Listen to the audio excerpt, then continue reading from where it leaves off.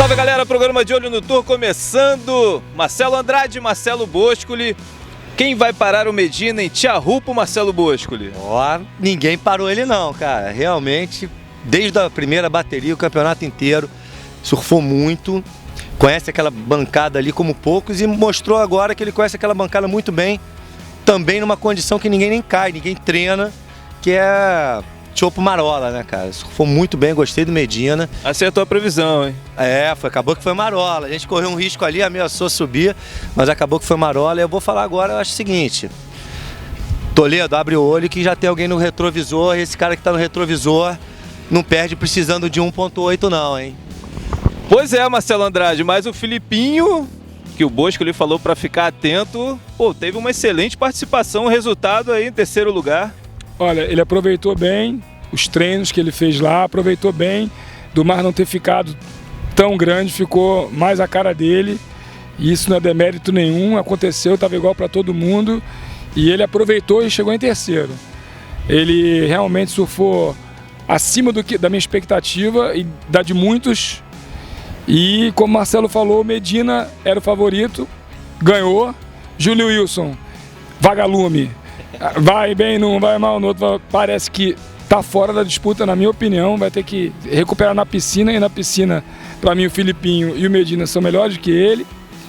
Então, cara, eu acho que a disputa tá entre Felipe e Medina. Medina vai começar a vir forte, que é o segundo semestre, quando ele começa realmente a reagir. O França, ele é muito bom, a piscina ele também já ganhou, então vai pilar. Então, quer dizer, daqui para frente o Felipe vai ter que se superar para não deixar o Medina encostar.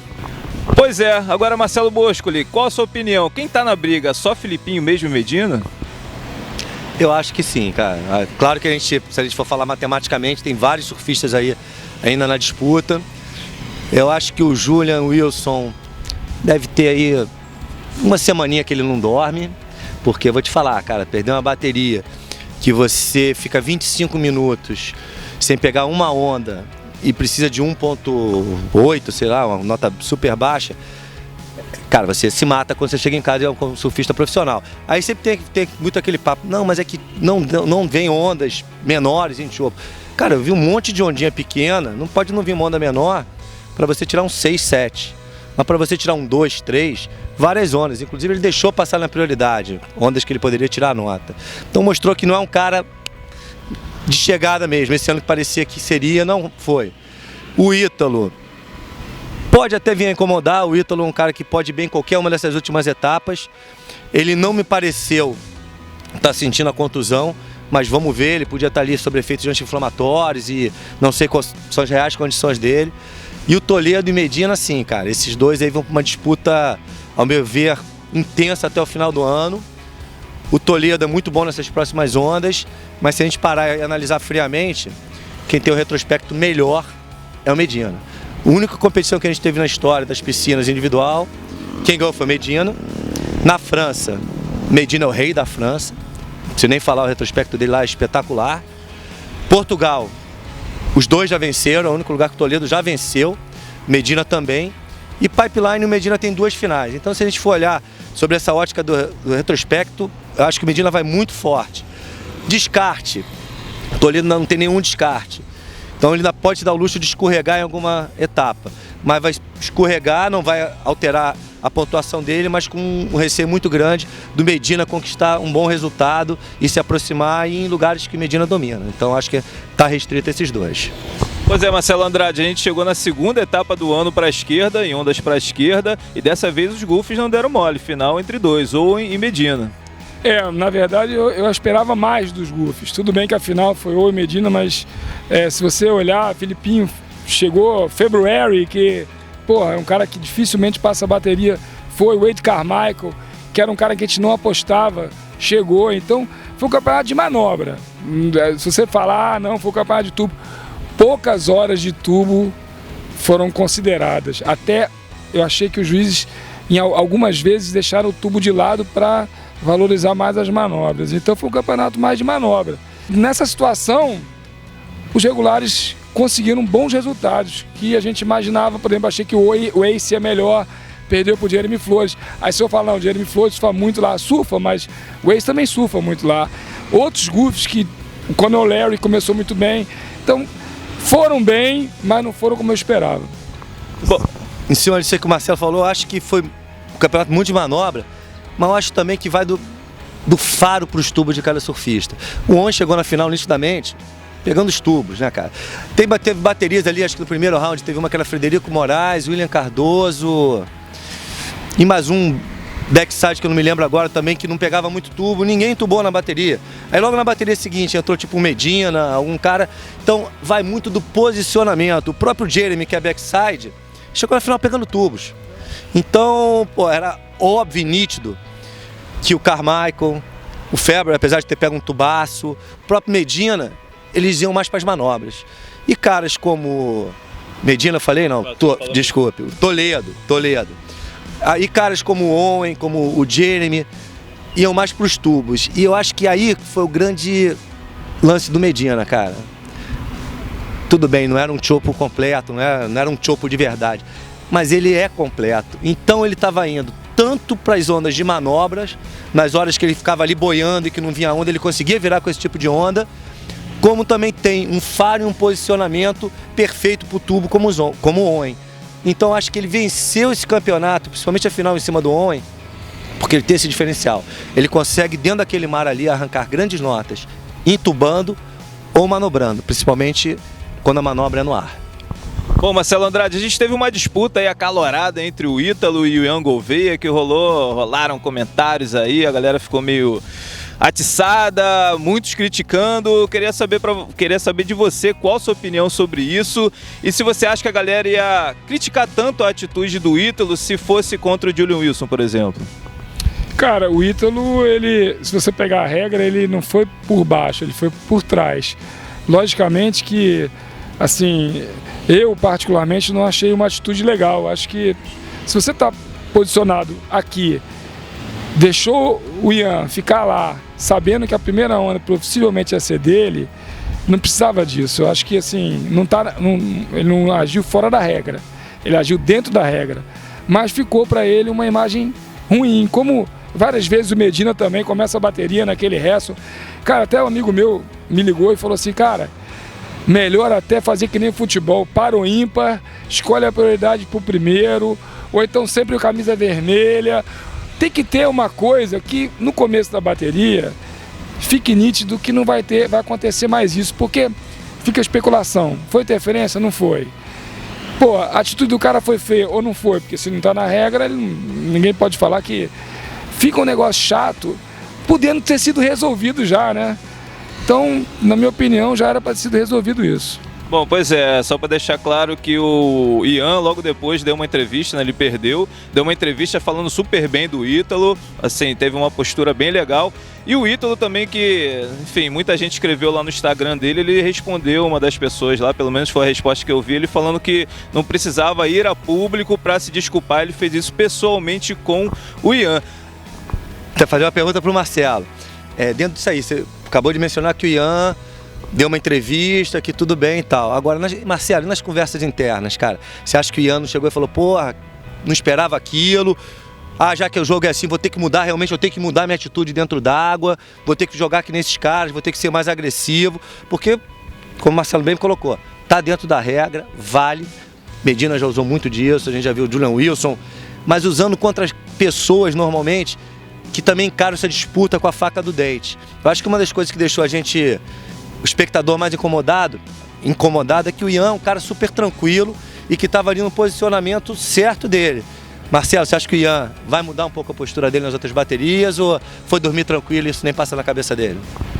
Cara, eu vou fazer uma comparação com o futebol. Às vezes você vê a questão do fair play, né?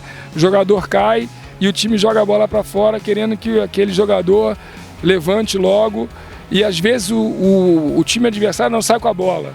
E é uma atitude considerada antidesportiva, mas a regra não diz nada. O cara pode continuar a jogar. Então, quer dizer, fica feio para o time que faz isso. E no surf é a mesma coisa, ficou feio para o Ítalo.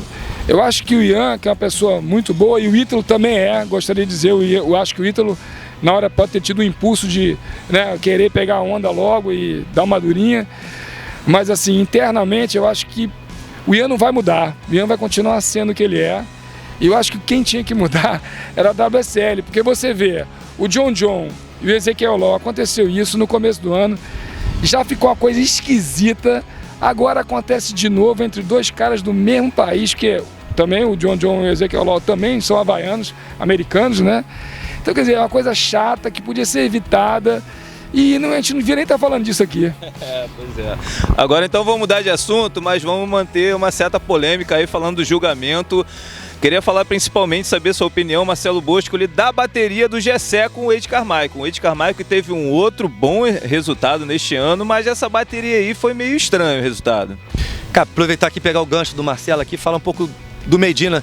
Eu achei que esse foi o campeonato que eu vi Medina mais maduro, mais focado. Ele normalmente, muitas vezes, não normalmente, ele cometia pequenos excessos na disputa de onda. Nesse campeonato ele estava focado, partindo para cima, sabendo os objetivos dele, mas sem cometer nenhum tipo de excesso. Até mesmo na final a gente pôde observar que ele assumiu o pico, remou ali na primeira onda, o Owen conseguiu se distanciar um pouco dele na remada. Lembrando, né, cara, o Owen é um cara que tem talvez os braços mais longos do circuito, é o único que rivalizaria um pouco assim em termos de remada, velocidade de remada com o Medina. O Owen conseguiu se distanciar, pegou o pico da onda, e o Medina podia ter entrado atrás do pico para forçar uma interferência ou forçar que o Owen não fosse. Deixou passar, talvez também porque tenha visto que não estão dando interferência quando não atrapalha, como foi o caso do Ítalo. Mas enfim, eu achei que ele estava muito focado, determinado, e me pareceu um cara mais maduro e forte psicologicamente. Eu gostei bastante de ver isso. Julgamento, né, cara? Julgamento, pô, sempre vai ser polêmico, difícil. Eu gostei do julgamento do campeonato como um todo, mas sempre vai ter alguma coisa que eu vou discordar do que aconteceu, não digo nem que esteja errado. Na minha opinião, o Gessé venceu a bateria com o Carmichael. Eu acho que na melhor onda do Carmichael no começo, foram 2 batidas, se eu não me engano, puxaram um pouquinho, essa nota foi excessiva e complicou a bateria toda para o Gessé. O Gessé terminou a bateria lutando ali para conseguir aquela virada, e aí por um pouco de azar dele, ele pegou 3 ondas boas, ou 2, não me lembro bem, muito parecidas, 2, né? Muito parecidas. E aí o que aconteceu? Alguns juízes deram a virada na primeira onda, outros deram a virada na segunda onda, mas foram para o corte. Então se tivesse sido uma onda só e todo mundo tivesse dado a virada, ele teria vencido. Da forma que foi para o corte algumas ondas. Eu observei que, se você levar em consideração a nota que ele precisava nas 2 últimas ondas, todos os juízes sabem quanto o surfista precisa, tá?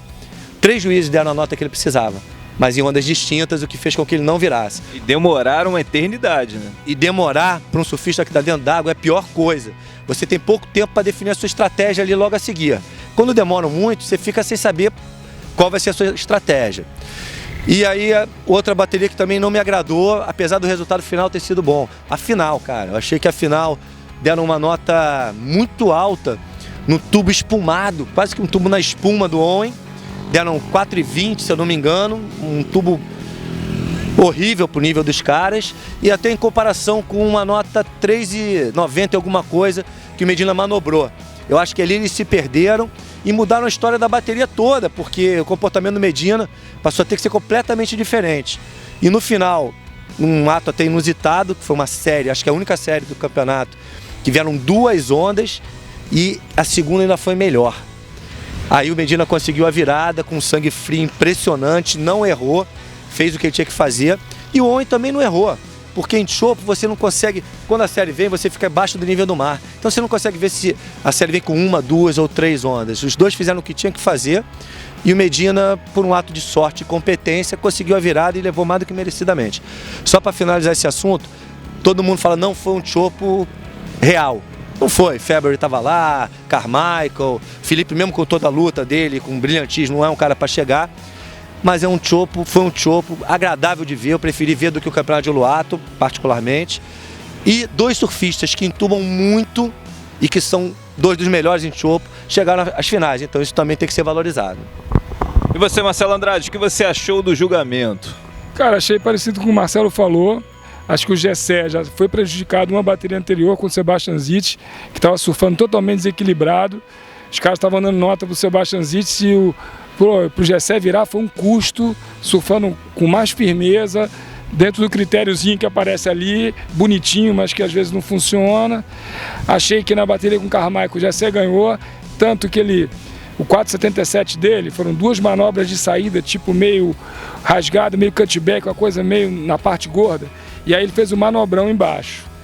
E naquele, poderia ter virado, não virou, ele saiu já com 2 pauladas por baixo assim, invertendo um pouco a rabeta e uma finalização meio fracota. Então, quer dizer, pô, pra mim, aquela onda valia mais do que a primeira que saiu com 2 cutbacks, né? Sim, é confuso o critério. Parece que, pra quem entende como eu, como Marcelo, a gente não dá. O tubo do Owen Wright, sem sacanagem, eu não dava nem 3, cara. Pelo amor de Deus, o cara ficou o tempo todo aparecendo assim. Chuveirinho? Não, nem chuveirinho, porque ficava o corpo inteiro todo dele pra fora. Então, cara, tem umas coisas assim que me deixam realmente... Não dá nem pra falar, vambora, segue. Matira, Marcelo, às vezes também pode parecer que ele tá aqui chorando, cara. Pô, mas é um detalhezinho, uma bateria. Galera, isso vale 1 ano para um surfista profissional. De repente, esse campeonato que o Jessé foi barrado para alguns de forma duvidosa, cara, vai representar a classificação dele no final do ano. Então tem baterias, que nem o Jadson, acho que ano passado também teve uma bateria na Europa que podia ser a classificação em 1 ano dele. Jadson e Huntington agora também. Jadson e Huntington poderia ter ido para a final, marcaria mais pontos, estaria com mais chance no QS, quer dizer... Cara, é complicado. Os juízes que estão lá são bons, eu conheço os brasileiros, o Lully e o Luiz são muito bons, mas como o Marcelo falou, um deu virado, o outro não deu. Faz parte da subjetividade, mas tem coisa que é claro, o tubo do Owen Wright ficou claro, não dava para virar. Não, concordo, só ia dizer que pode parecer choro, que é uma coisa sem importância, diante de tantos acertos no campeonato inteiro, cara, mas para carreira do surfista em si, representa 1 ano, e não só 1 ano, uma vida inteira de luta, né? Pois é, porque às vezes para se reclassificar fica um negócio muito complicado. Agora acho que a gente pode finalizar falando da triagem, não assim das performances, né? O Bruninho deu show, bateu na trave, quase garantiu a classificação para a etapa principal, mas do Queridão tava na triagem, não apareceu e horas depois do final da triagem ganhou a vaga do Kelly Slater. Cara, falar do Queridão na verdade, o erro... Porque essa questão foi, no mínimo, assim... Não sei se suspeita é a palavra, estranha, vamos dizer assim. Na minha cabeça, quando a triagem começou, já sabiam que o Slater não ia competir. Senão, o Owen, o Mickey Wright estaria na triagem. Ah, pô, não, ele estava se sentindo mal, doente. Pode ser, mas eu, no meu íntimo, acho que já sabiam que ele não iria participar. Colocasse ele na triagem, ele perdesse, e depois pescassem ele, ia ser pior ainda. E já que o Slater não vai, vamos dar essa vaga para ele. Ele tá no direito dele, foi lá, competiu.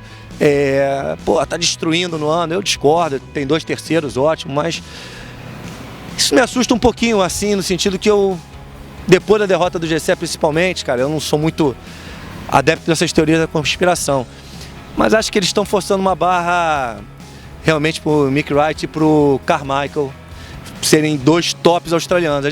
Nós brasileiros temos uma geração brilhante, é a única geração mesmo firme despontando. Os americanos têm o Griffin Colapinto, os australianos tinham o Julian, e agora estão apostando tudo aí no Mick Wright e no Carmichael, e espero que não aconteça nenhum excesso nessas apostas. Pois é, só para lembrar, 6 vitórias em 7 etapas, dá para deixar a galera meio biruta, né? E você, Marcelo Andrade? Cara, assim, primeira coisa, eu não tenho nada contra o Mick Wright, acho ele um surfista muito bom, tem nível para estar no CT. O que eu discordo é como a WSL tomou algumas atitudes esse ano. Então antes de chegar nesse campeonato, vamos para outras atitudes durante o ano. O Kelly Slater desiste na semana do campeonato, vê a previsão e não vou. Paga uma multinha, vagabunda, não vai, esculhamba tudo, tem que trocar todas as baterias. Aí começa aquele negócio, quem vai entrar, quem não vai, acaba sobrando para o Mick Wright. O Mick Wright não tem culpa nenhuma, quem tem culpa é a WSL de pegar um cara que ficou em 9º na primeira etapa, não correu a segunda, a terceira chamaram ele, tudo bem, na Austrália, chamaram mais um australiano bom de surf, que era ele, que ele até foi bem no primeiro round, parou ali, teoricamente era um 13º, foi convidado para o Uluwatu. Aí vem para o Brasil, o que ele veio fazer no Brasil se ele não estava entre os 20 e poucos classificados? Tinha o Alejo Muniz, que era o líder do ranking. Por que ele? já começa a situação, não é transparente, não fala, olha, a gente chamou o Mickey Wright por isso, ninguém fala nada, oculto, nada fala, aí ele vem pro Brasil, perde pro Medina, fica 13º, continua fora da zona de classificação, aí alegam que ele foi correr o Luato, que é a continuação do Magalhães, e por isso chamaram Paqueramas, vai compor lá, né?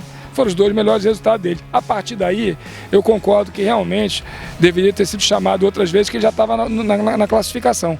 Mas é claro e óbvio que a WSL/ASP nunca fez isso na história. Está incomodando o Michel Rodrigues, está incomodando ao Felipe Toledo, incomodando vários atletas, muito mais do que a mim. Tem cara que responde lá na internet, porque não sei, vocês estão contra o cara. Não tem nada contra o cara. Tá incomodando só os brasileiros ou tem gringos também? Cara, eu acho que está incomodando mais os brasileiros. E talvez os gringos que estejam no ponto de corte lá. Porque o cara entrou pela janela. E o Kelly Slater, um papelão. Olha, o cara 11 vezes campeão do mundo, ídolo mundial, foi meu ídolo, tá encerrando a carreira de modo ridículo, na minha opinião, ridículo, porque isso não é profissionalismo. Ele está fazendo com os amigos dele de campeonato, ele acha normal, não vou não, o Chopo vai ficar pequeno, não vou lá não. Quero ver se ele não vai na piscina. Ele vai na piscina, então aguarde, e ele vai estar surfando bem. Então realmente é lamentável, a WSL está sem comando.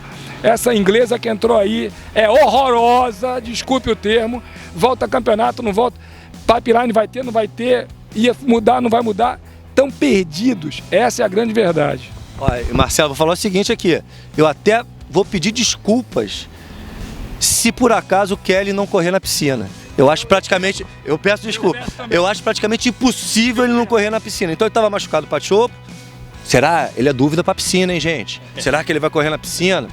E ó, eu sei que o programa tá longo aqui, só pra... Eu vou finalizar. O problema é que lá ele já sabe a previsão, né? É, já sabe a previsão, né? E tem interesse, sócio, enfim. E só pra, porra, apimentar mais ainda isso aí, cara.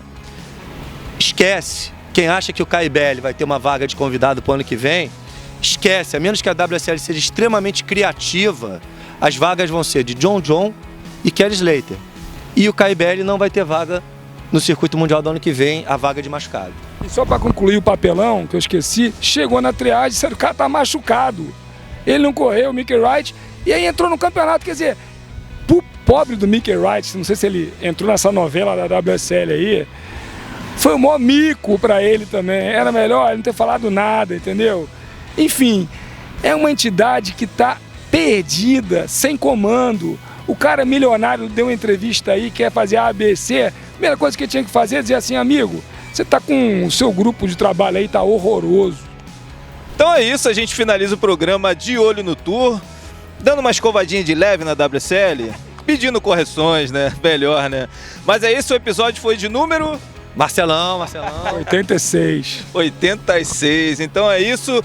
Se vocês gostaram, like no vídeo, cara, coloquem aí suas opiniões, a gente está sempre lendo ali, a maneira de a gente debater. Marcelo Andrade responde, mas eu e o Bosco ali estamos sempre também olhando, a gente responde também. Respeitamos a opinião de todos, aqui ninguém é dono da verdade. Claro, escreva lá sua opinião, seu ponto de vista, inscreva-se no canal De Olho no Tour e até breve com mais um episódio. Valeu, galera, um abraço!